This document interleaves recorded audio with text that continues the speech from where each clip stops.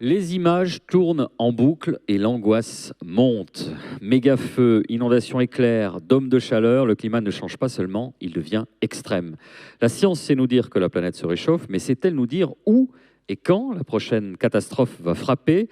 La prévision des extrêmes est le nouveau front de la climatologie. Et pour nous dire ce que l'on peut anticiper et ce qui reste imprévisible, voici Pascal You, directeur de recherche au CEA, laboratoire des sciences du climat et de l'environnement. Il sera tout de suite interviewé de main de maître ou de maîtresse, je ne sais pas si on conjugue, par Héloïse Ponce, journaliste au Point. On peut les applaudir. Bonjour à tous, bonjour Pascal, merci beaucoup d'être avec nous. Bonsoir. Peut-être avant de rentrer dans le vif du sujet, est-ce que vous pouvez nous expliquer comment vous en êtes venu à travailler sur les événements climatiques extrêmes? Est-ce que c'est la continuité de votre formation de mathématicien ou est-ce qu'il y a des épisodes qui vous ont marqué, qui vous ont poussé à travailler là-dessus? Alors tout ça, c'est un concours de circonstances. J'ai beaucoup de chance dans la vie. Et pendant ma thèse, je m'intéressais à des choses qui ne sont pas du tout liées à des extrêmes, mais qui sont liées à des propriétés statistiques de ce qu'on appelle l'attracteur climatique. Alors, je vais revenir là-dessus, c'est pour ça que j'en parle maintenant. Un attracteur, c'est toutes les propriétés que peuvent avoir l'effet papillon. Donc l'effet papillon, c'est le fait que les choses sont difficiles à prévoir, mais ça génère ce qu'on appelle des attracteurs. Et donc je m'intéressais à des choses qui sont liées au paléoclimat, les centaines de milliers d'années, et je m'intéressais à une question qui peut paraître bizarre, c'est quel est le lien entre des choses qui varient sur des échelles de temps de dizaines de milliers d'années et des des événements qui ont lieu en juste quelques centaines d'années. Donc on a fait développer plein de méthodes mathématiques, on fait appel à des fractales, des choses comme ça. C'est rigolo. J'ai passé ma thèse et puis j'avais décidé j'avais le choix entre continuer, ça permettait de multiplier les petits pains de papier ou faire autre chose. Et puis j'ai feuilleté un ouvrage d'Emmanuel Leroy-Ladurie, un grand historien français, qui parle sans arrêt de catastrophes climatiques au cours des derniers siècles. C'est bizarre, il y a une dissonance entre un quaternaire qui est très agité, la fin du quaternaire qu'on appelle l'Holocène qui est très calme, et puis ce gars, Leroy-Ladurie, qui dit mais pendant cette fin de quaternaire qui a l'air très calme, en fait il se passe plein de choses. Et puis on regarde la télé, on parle toujours de catastrophes, donc il y avait une dissonance entre ce que j'avais fait pendant toutes ces années de thèse, entre un quaternaire très agité, un fin de quaternaire qui ne bouge pas, et tout ce que j'entends par ailleurs. Et donc j'ai décidé de m'intéresser à cette question, c'est-à-dire le lien entre des choses qui peuvent varier assez lentement, comme le changement climatique, et des choses qui varient à des échelles de temps très très courtes, entre quelques minutes ou quelques heures et quelques jours et quelques semaines.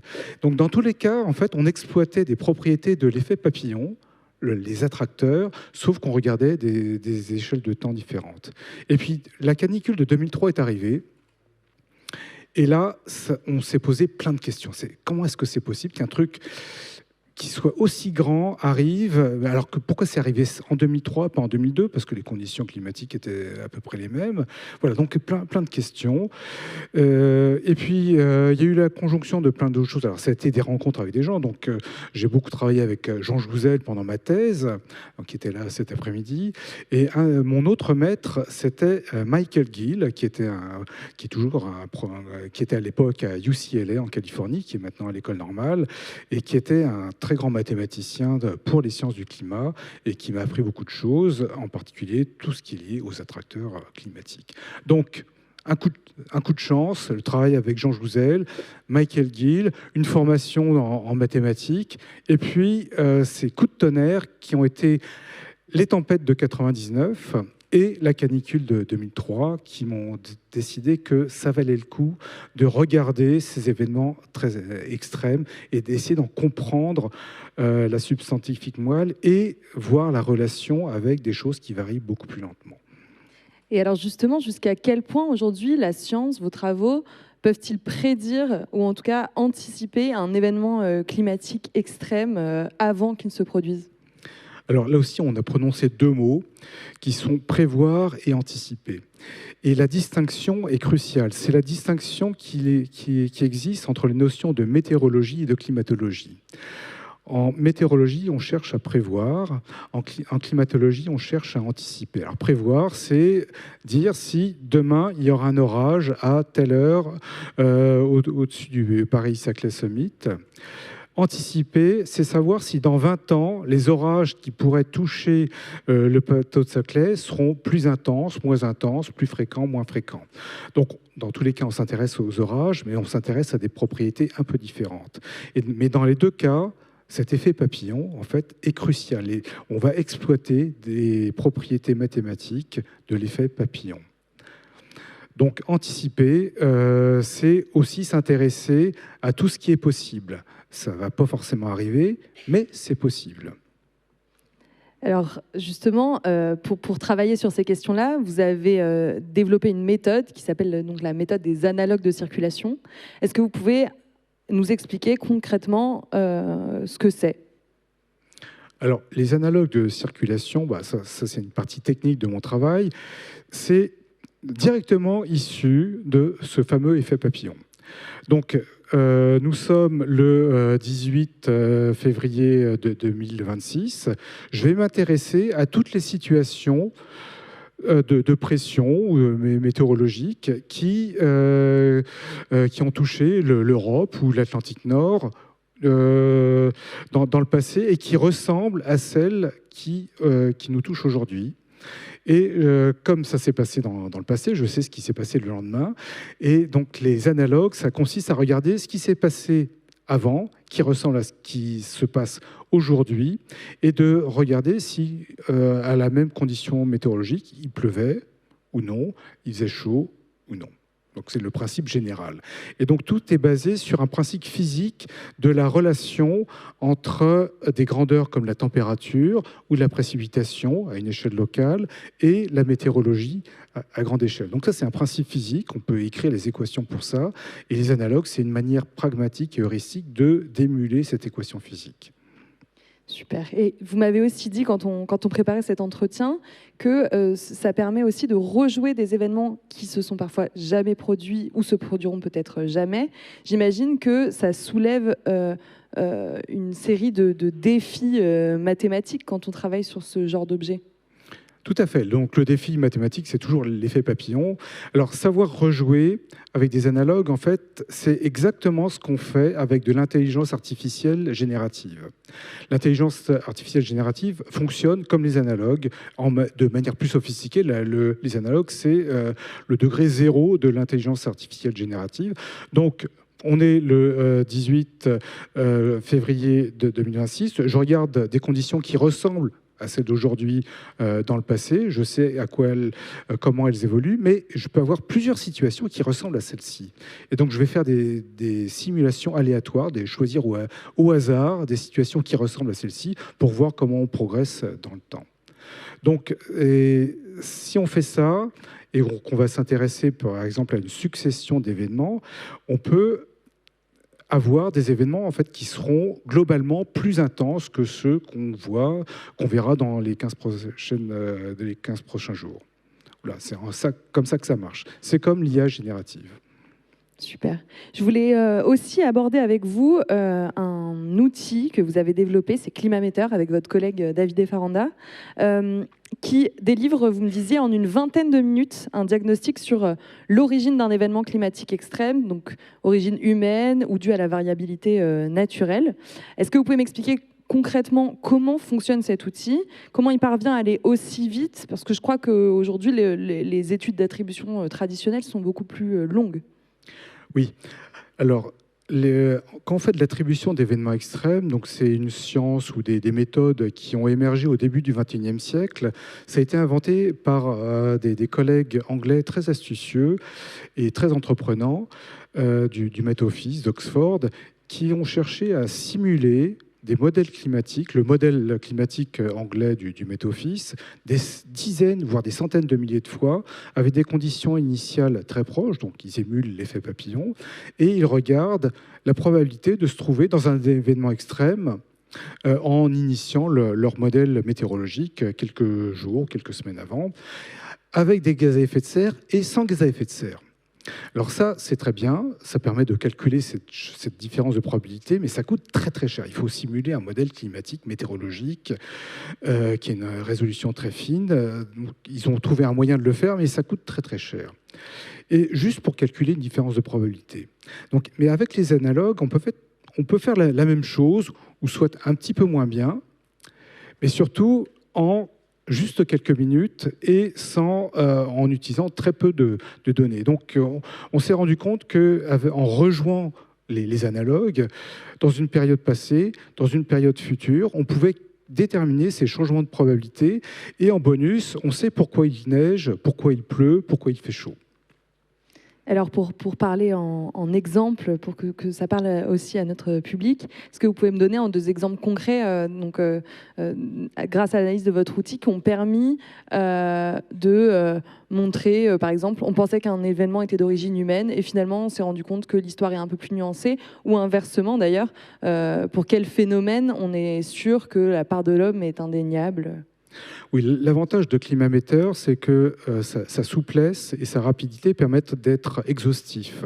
Donc on ne va pas forcément se focaliser sur les endroits où se portent les regards, où on a juste le temps de le faire, comme le faisaient les Anglais. Donc si on peut être exhaustif, on peut s'intéresser à plein de cas différents, et il y a des cas pour lesquels finalement il est pas possible de dire que le changement climatique induit par l'homme a augmenté ou diminué la probabilité d'occurrence d'un événement particulier.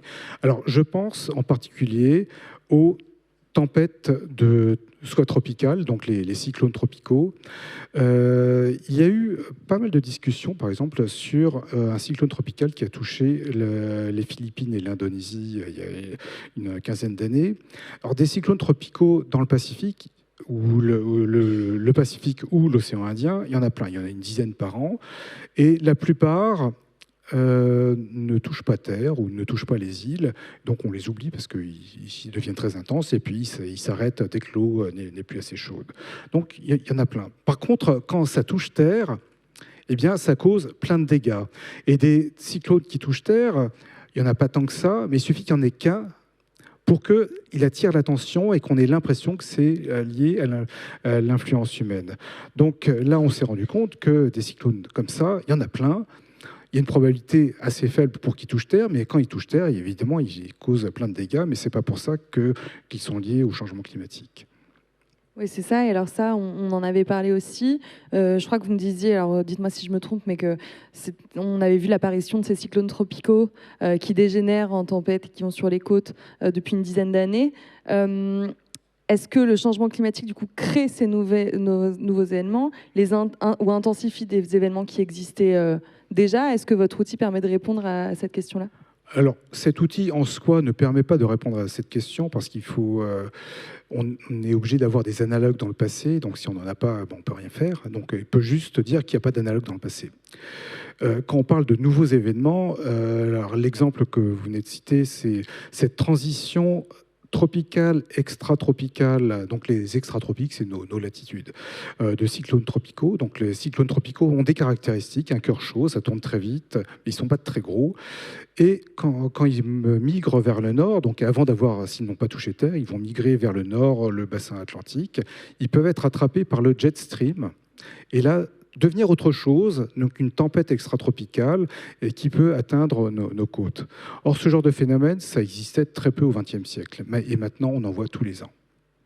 Donc, d'autres exemples d'événements extrêmes exotiques, ça va être de la combinaison de plusieurs choses. Par exemple, un hiver très doux, et suivi d'une période très froide au mois d'avril. Donc, un gel tardif, hiver très doux, gel tardif. Donc ça, c'est extrême dans le sens où ça va provoquer des dégâts énormes sur l'agriculture. Et donc ça s'est passé 2 années d'affilée, l'année du Covid et l'année suivante. On a eu 2 fois d'affilée, à peu de choses près, exactement la même chose. Et alors, je voulais parler avec vous aussi d'un scénario sur lequel vous avez travaillé et qui a fait beaucoup parler. Donc 50 degrés à Paris, alors que le record actuel donc, est de 42,6 degrés Celsius, je crois. Vous dites que 50 degrés, c'est physiquement possible et c'est même possible de notre vivant à nous. Sur quoi vous vous êtes appuyé pour cet exemple précis? Et puis, qu'est-ce que ça signifie peut-être pour une ville dense comme Paris, à la fois en termes de santé, de services, de logement? Alors, je vais d'abord préciser une chose. Quand on parle de 42 degrés à Paris, qui est le record, enfin 42,6 degrés, qui est le record actuel en 2019, ou 50 degrés, il s'agit de la température de l'air sous abri. Il ne s'agit pas de la température dans une voiture ou la température sous terre. Donc, alors, comment est-ce qu'on peut faire ça? Donc, avec des collègues, je me suis intéressé à la température maximale possible à la surface de la planète à l'heure actuelle. Et donc, il y a plein de principes physiques qui limitent cette température. Tout simplement parce qu'en altitude, on a de l'eau, on a toujours de la vapeur d'eau en altitude, en haut de la tropopause, et que de l'autre côté de l'espace, il fait froid. Donc, on est forcément limité.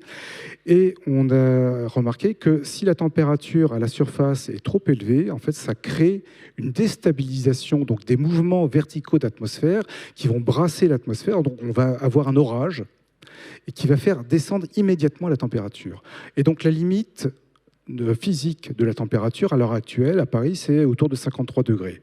Donc on est très loin de ça.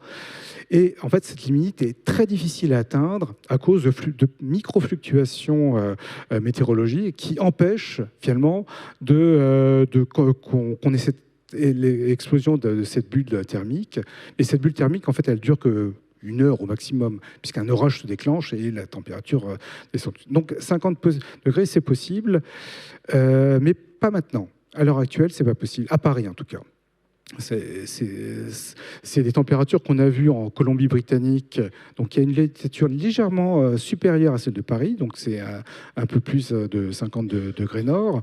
Donc en juin 2021, on a eu des températures proches de 49,7 degrés en Colombie-Britannique. Il y a des villes qui ont été rayées de la carte à cause d'incendies. Et on s'est posé la question, mais est-ce que c'est possible à Paris? Alors, c'est possible théoriquement, puisque j'ai dit que la température maximale c'était 53 degrés, mais c'est très difficile à atteindre parce qu'il y a beaucoup de choses qui peuvent empêcher d'atteindre cette borne. Par contre, on s'est rendu compte que avec le changement climatique, cette borne qui est difficile à atteindre, en fait, est de plus en plus facile à atteindre. Et si on s'est rendu compte aussi avec un ensemble de simulations numériques du climat que si la température globale de la planète augmente de plus de 2 degrés, eh bien, c'est ce qui est prévu potentiellement d'ici une vingtaine d'années, eh bien, ça devient possible, avec une probabilité qui est non négligeable. Alors que c'est pratiquement impossible maintenant, ça devient possible. Voilà, et donc je ne dis pas que c'est inquiétant, mais c'est-à-dire que ça nous laisse un peu de choix sur la manière dont on doit réagir vis-à-vis du changement climatique si on veut éviter ce genre de température dans des zones urbaines comme Paris. Alors l'autre question, c'était est-ce que c'est grave ? Alors 42 degrés, c'était au milieu, c'était à la fin du mois de juillet, il n'y avait peut-être pas grand monde à Paris, à part des touristes. 50 degrés, bon, ça risque d'être pareil. Et le gros danger, c'est que, alors c'est insupportable, on peut décider qu'on va se mettre à l'abri, à l'intérieur, sauf que, savez-vous en quoi sont faits les toits de Paris? C'est de la tôle. Donc, si vous êtes sous les toits de Paris, eh bien, la température est probablement très supérieure à 50 degrés. Ça peut être 60, 70 degrés. Et je ne vous parle même pas d'une voiture. Les gens n'habitent pas dans leur voiture, a priori. Donc, c'est là qu'on a un gros danger. Donc, les gros dangers, il y a des dangers sanitaires et on ne sait pas si tous les mécanismes de prévention, de secours seraient en mesure de réagir à temps parce qu'il peut y avoir une paralysie de tout le système de santé, de secours. Donc c'est pour ça qu'il y a eu un exercice à Paris en novembre 2023. Faisons comme si il faisait 50 degrés et essayons d'identifier des effets dominos. Et donc, cet exercice a été fait. Donc, ils ont identifié des points de danger. Mais je ne sais pas si des mesures ont été prises, donc il faut en discuter avec les élus locaux ou peut-être remettre ça sur la table aux prochaines élections. Oui, c'est ça. En tout cas, ça nous montre bien l'importance de l'anticipation sur ces questions-là. Parce que, d'ailleurs, vous m'en aviez parlé aussi, c'est vraiment une question de... Enfin, il y a un vrai enjeu d'inégalité, en fait, face au changement climatique et à ses conséquences. Donc, est-ce que c'est le fait que, par exemple, des chercheurs comme vous travaillent à des commandes, par exemple, comme celle que la ville de Paris a faite vous a demandé sur ces 50 degrés, qui permettrait de mettre en place des plans d'urgence et d'éviter de faire en sorte que ça devienne une source de discrimination majeure, en fait?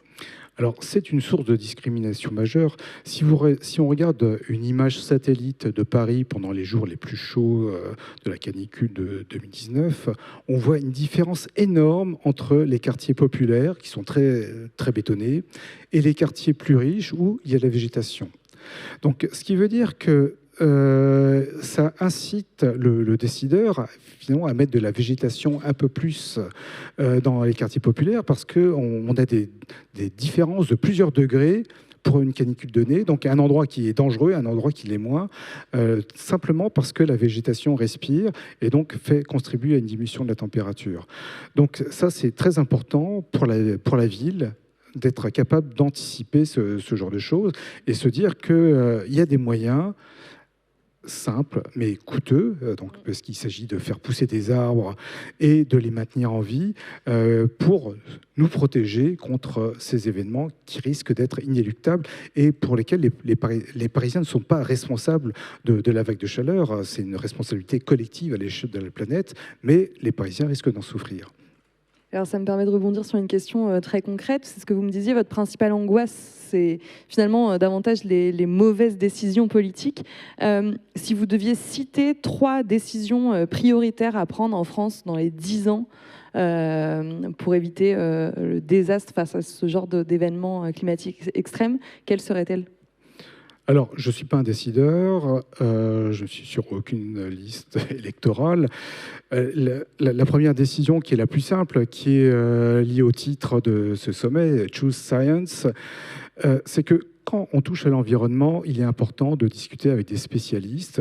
Donc, il y a énormément de stars en France sur le changement climatique, sur les sciences du climat. Pourquoi ne fait-on pas appel à eux directement ? Alors, des gens font appel à Valérie Masson-Delmotte, mais maintenant, mais ça aurait dû être fait il y a longtemps. Et il n'y a pas que Valérie Masson-Delmotte dans le paysage, et il y en a on est quand même pas mal autour d'elle. On est capable de répondre à un grand nombre de questions. Donc, la première recommandation, faites appel aux scientifiques. Et c'est vrai pour le changement climatique, l'aménagement du territoire, ça a été vrai pour le Covid, ça a été vrai pour plein d'autres choses, c'est assez général. Après, il y a des décisions plus locales, c'est-à-dire comme privilégier la sobriété.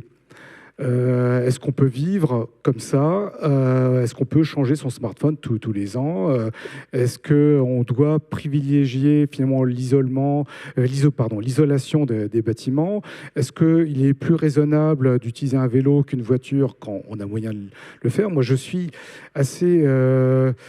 toujours amusé de doubler ces embouteillages de voitures en vélo, de gens qui sont tout seuls dans leur voiture. Et je suis affligé de voir des gens qui font tourner le moteur de leur voiture sur le parking du supermarché comme si l'essence était gratuite, ce qui n'est pas le cas.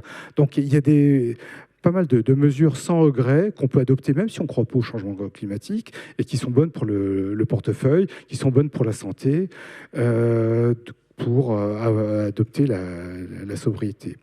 Et puis, le troisième genre de mesure, c'est finalement éviter de bétonner partout, surtout là où ce n'est pas nécessaire, parce qu'un gros problème lié aux inondations qu'on voit, en particulier dans le sud de la France, c'est qu'on a une mauvaise évacuation de l'eau. L'eau, s'il ruisselle directement dans les rivières, plutôt que de rester dans le sol, eh bien, ça crée des catastrophes qu'on voit à l'heure actuelle, qu'on a vues à plein de reprises. En novembre 2023, après les tempêtes Kiaran dans le nord de la France, si le sol n'est pas capable d'absorber l'eau ou de retenir l'eau, eh bien, il ira dans les rivières qui déborderont. Et c'est comme ça.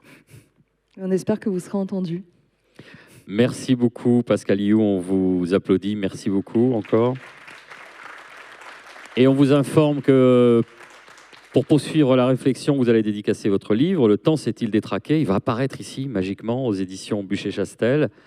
Voilà, et c'est le bon livre en plus, avec une préface de Jean Jouzel. 2 fois la pub aujourd'hui, alors. Ouais, n'est-ce pas? Oui, c'est vrai que tout à l'heure, mais c'était un peu impromptu.